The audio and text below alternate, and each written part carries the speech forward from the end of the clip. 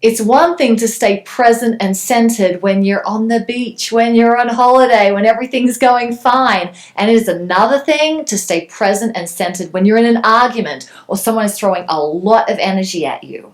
Want to know what I do?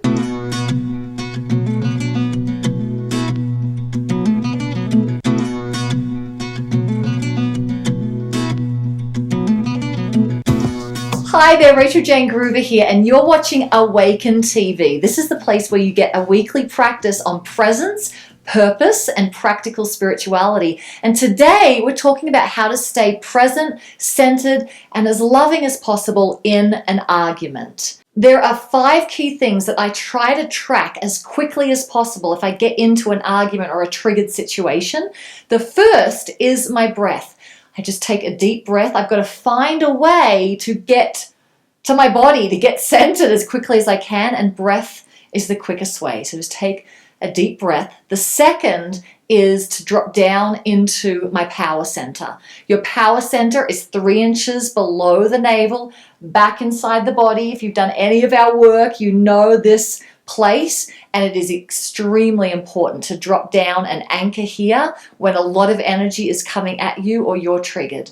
The third thing is to observe, and it's observing the ego is freaked out. There is a trigger, and as much as possible, if you can pull yourself away from that part of you that's acting out, that's yelling, that's irritated, that's like taking over the situation at that point, if you can observe that that's not who I am and you can get some distance, then you've got a fighting chance to bring back center, bring back love, bring back presence into the situation.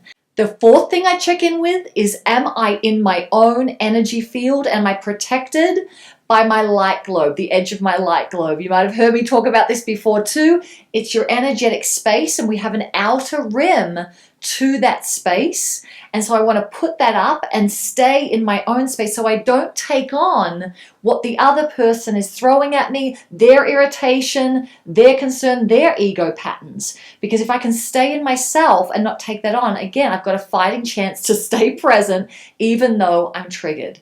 And the fifth thing that I check in with that sometimes has to happen is leaving the situation. If I cannot find a way to stay present, get grounded, breathe, drop in, get my light globe up, make sure there's an observer, and I cannot hold that, it is time to leave the situation, even if it's just for 5 minutes. So often I'll just find a spot if I'm with Datta and my husband's just like, we're just going back and forth and we can't get any real love and presence in the conversation. I'll just part so I can take a moment to breathe, drop down, turn my light globe on, feel and notice the observer of this younger part of me that's taking over. Do that on my own, and then I can connect into that.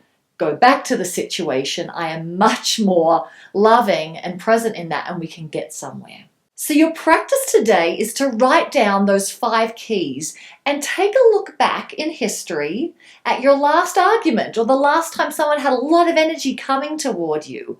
And ask yourself, did you do any of those 5 things? And if you notice that, give yourself a big celebration. It is not easy to stay present and hold center in an argument. So celebrate what you did and look at some of the other keys that you want to make sure you bring presence to the next time you're in an argument. And put these 5 keys somewhere that you can see them and prepare for it, because conflict, confrontation, people have got a lot of weird energy coming at you, people that are triggered, this is going to happen. So prepare in advance with these 5 keys that these are things that you can do in order to stay present. Because if presence is brought into an argument, it can transform that experience, that relationship, into something so much more loving, so much more growth producing for you and the other person. Now I want to hear from you. Which of these 5 key awarenesses are you willing to really play with this week? Because if you are human and not a hermit, you are going to come into some sort of argument or tense conversation this week. And which one do you really, really want to practice? And also love to have you post a comment below to share with us any other tools, tips that you've used to be able to stay present, centered, and loving in a tense conversation or argument. All the interaction happens over at Rachael-Jayne.com. So head over there now and leave a comment there. And if you like this video, subscribe to this channel and feel free to share it with your other friends and colleagues, clients who are dedicated, committed to their spiritual and personal growth path. And if you're looking for even more awesome resources that will help you awaken your impact, inspire change, and create wealth for yourself and for those that you love, head over to Rachael-Jayne.com and sign up for email updates. There is a lot going on in our world, programs and events. We might be right near you. Go over there and sign up at the top of the page.